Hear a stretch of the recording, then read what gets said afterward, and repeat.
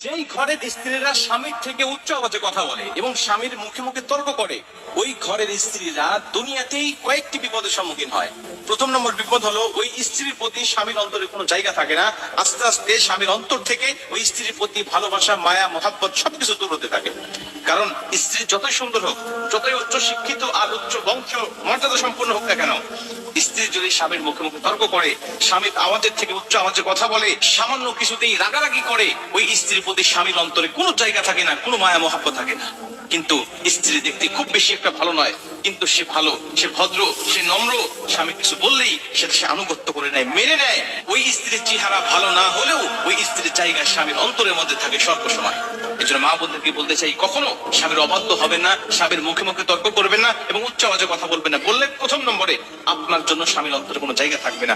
দ্বিতীয় নম্বরে, আপনার ঘরে শান্তি নামক যে একটা নিয়ামত, এই নিয়ামতটা থাকবে না। শান্তি বলতে থাকবে না। আপনি যত টাকা ইনকাম করেন না কেন, আপনি যত ধনী ফ্যামিলির মেয়ে হন না কেন, বা আপনি যত ধনী স্বামীর স্ত্রী হন না কেন, আপনার ঘরে শান্তি বলতে কিচ্ছু থাকবে না।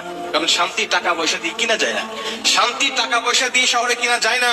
এই শহরে মানুষের টাকা পয়সার অভাব নাই। মানুষ ইচ্ছা করলে শান্তি যদি টাকা দিয়ে কিনা যাইতো, টাকা দিয়ে মানুষ শান্তি কিনে রাখতো, কিন্তু টাকা দিয়ে শান্তি কিনা যায় না। শান্তি কোথায়?